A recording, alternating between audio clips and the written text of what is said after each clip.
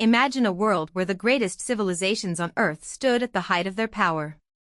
Across the eastern Mediterranean, mighty kingdoms flourished from Egypt to Greece, from Anatolia to Mesopotamia. Great cities buzzed with merchants, craftsmen, priests, and soldiers, each playing a role in a vast interconnected world. Merchant ships crossed the Mediterranean every day, carrying goods that connected distant civilizations like never before. Copper arrived from Cyprus, while precious tin traveled hundreds of kilometers to meet it.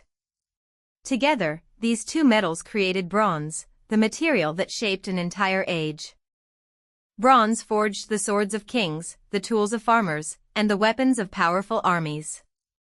Every kingdom depended on resources that came from lands far beyond its own borders. A delay in one harbor could affect workshops hundreds of kilometers away. Yet few people realized just how fragile this remarkable network truly was. Egypt stood as one of the richest civilizations the world had ever known. Along the fertile Nile, enormous harvests filled royal granaries year after year. Monumental temples honored the gods while pharaohs ruled with unmatched authority. To the north, the Hittite Empire controlled vast territories across Anatolia. Its mighty capital of Hattusa was protected by towering stone walls and impressive gateways. Diplomats traveled constantly between kingdoms, carrying gifts, treaties, and messages written on clay tablets. Across the Aegean Sea, the Mycenaean kings ruled magnificent fortress cities. Their palaces stored olive oil, wine, precious metals, textiles, and luxury goods from across the known world. Palace scribes carefully recorded every shipment that entered or left their storerooms. International trade had become the lifeblood of the Bronze Age. Merchant caravans crossed mountains while ships sailed safely between distant ports. Exotic goods reached places their creators would never see. Ideas, technologies, and cultures spread alongside valuable cargo. Prosperity seemed endless, and the future appeared secure. Generation after generation believed their civilization would continue forever.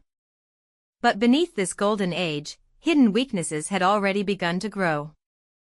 Every civilization had become dependent on countless others for survival. If one kingdom failed, the effects would ripple across the entire Mediterranean. What appeared to be the strongest age in human history was quietly becoming one of its most vulnerable. Within a single lifetime, this magnificent world would face a catastrophe unlike anything it had ever known. The first warning signs were so small that almost no one paid attention. A season of poor rainfall left fields drier than anyone could remember. Farmers waited for the rains to return, believing the next harvest would be better. But the rains never fully recovered. Rivers shrank, wells dried, and fertile farmlands slowly turned to dust. Granaries that once overflowed with grain began to empty. Food prices climbed, and ordinary families struggled to feed themselves. Hungry people became desperate, and desperation often led to unrest. Local rulers found it increasingly difficult to maintain order. At the same time, earthquakes struck parts of the eastern Mediterranean, damaging cities and fortifications.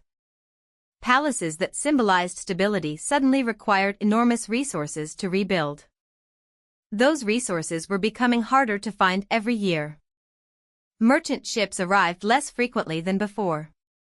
Some never reached their destinations at all. The flow of copper and tin slowed to a trickle. Workshops that had once echoed with the sound of bronze being forged began to fall silent. Blacksmiths found themselves repairing old tools instead of creating new ones. Soldiers carried worn weapons that could no longer be easily replaced. Kingdoms that depended on trade discovered just how fragile their wealth truly was. Every shortage created another problem somewhere else. A failed harvest reduced taxes collected by the palace.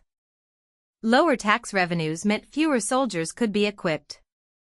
Smaller armies left borders increasingly vulnerable. Fewer protected roads meant trade became even more dangerous.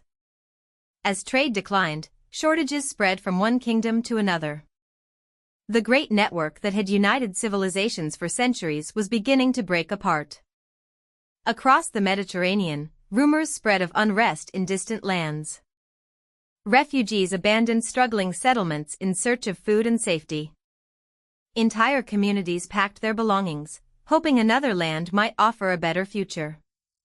None of them realized they were witnessing the beginning of one of history's greatest collapses.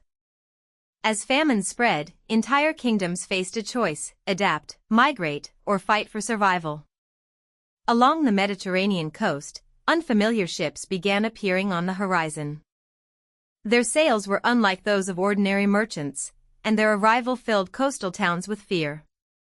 Egyptian scouts rushed south with reports of a massive fleet moving toward the Nile Delta. Pharaoh Ramesses III understood that Egypt itself could soon be threatened. Rather than waiting behind the walls of his cities, he decided to meet the enemy on his own terms. The Nile Delta, with its winding channels and hidden waterways, became the perfect place for an ambush. Egyptian generals positioned archers along the riverbanks, carefully concealing their forces among the reeds. Every soldier waited in complete silence as the mysterious fleet sailed closer. The invaders entered the narrow waterways, believing the Egyptians had already retreated. Then, without warning, the signal was given. Thousands of Egyptian arrows filled the sky, descending upon the trapped fleet. Confusion spread as ships collided while trying to escape the narrow channels. Warriors raised their shields, but the relentless rain of arrows came from every direction. Egyptian warships surged forward, crashing into the invading vessels with tremendous force. Fierce hand-to-hand combat erupted across crowded wooden decks. Bronze swords clashed, spears shattered, and the Nile echoed with the sounds of battle.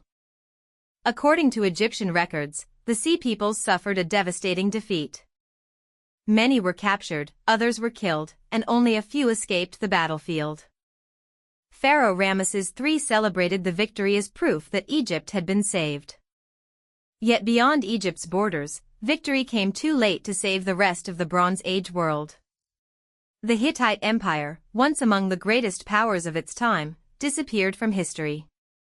Its magnificent capital, Hattusa, was abandoned and never regained its former glory. Across Greece, the great Mycenaean palaces were destroyed one after another. Their archives fell silent, and palace scribes stopped recording the daily life of the kingdom. Trade routes that had connected continents for centuries were now empty. Merchant ships disappeared from once crowded harbors. Cities that had thrived through international trade struggled simply to survive. Within a single generation, the world that had defined the Bronze Age was gone. But the collapse itself was only the beginning of an even greater transformation. When the smoke cleared, survivors stepped into a world they no longer recognized. Streets that had once echoed with merchants and craftsmen now stood silent beneath crumbling walls. Grand palaces that had governed entire kingdoms were reduced to empty ruins. The scribes who had recorded every shipment and royal decree were gone. In many regions, the knowledge of writing disappeared for centuries. Without written records, history itself began to fade into memory and legend. Families abandoned the great cities and settled in small farming villages. Local communities learned to depend on themselves instead of distant kingdoms.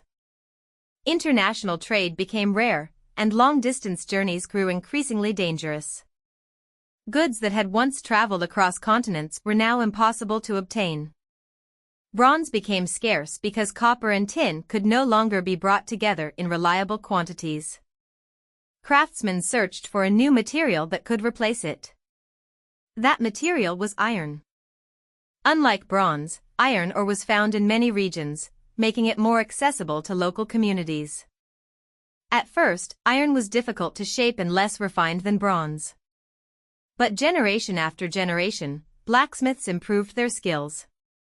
Slowly, iron tools became stronger, cheaper, and easier to produce. Farmers returned to their fields with new plows and stronger axes. Warriors armed themselves with iron weapons that no longer depended on distant trade networks. From the ruins of the Bronze Age, an entirely new era was beginning.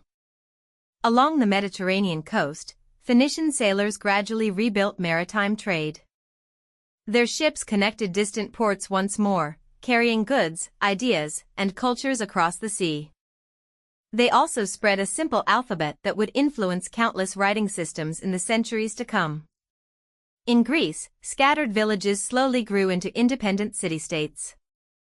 These communities would eventually give birth to philosophers, scientists, artists, and democratic governments.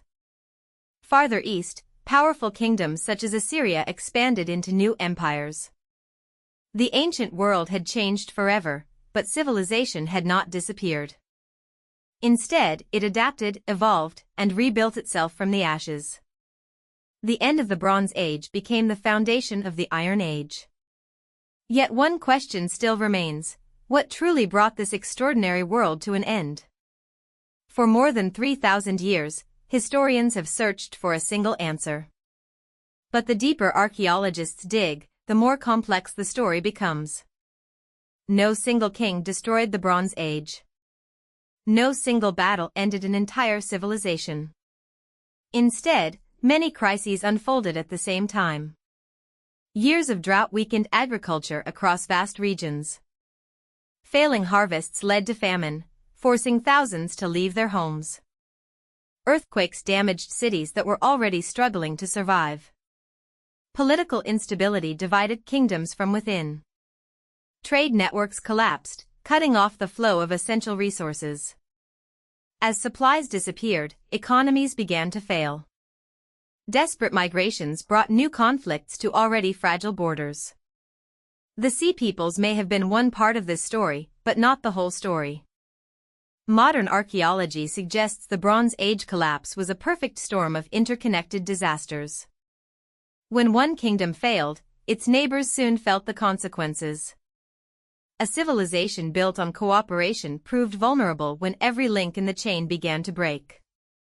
It became one of history's earliest examples of systemic collapse. Today, our own world is connected through global trade, communication, and shared resources. That connection has brought extraordinary prosperity.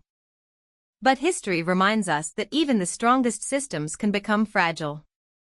The ruins of Hattusa still stand as silent witnesses to a vanished empire. The burned palaces of Mycenae preserve the final moments of a lost civilization. Egyptian temples still display the victories of Ramesses III carved into stone. Beneath the soil of the ancient Mediterranean, countless discoveries remain buried. Every excavation reveals another piece of a puzzle that is still incomplete. Each broken tablet, shattered wall, and forgotten harbor tells a story waiting to be understood. The Bronze Age did not simply disappear, it transformed the course of human history. From its collapse emerged new kingdoms, new technologies, and a new age of civilization. Sometimes, history's greatest endings become the beginning of something even greater. The Bronze Age collapse was not the end of humanity, it was the moment the ancient world was forced to reinvent itself. And beneath every ancient ruin lies a timeless reminder: civilizations may rise and fall, but humanity's story is never truly over. The Bronze Age collapse remains one of history's greatest mysteries, not because we know nothing about it, but because each new discovery reveals how deeply connected the ancient world truly was. 3,000 years later, its lessons continue to echo through our own.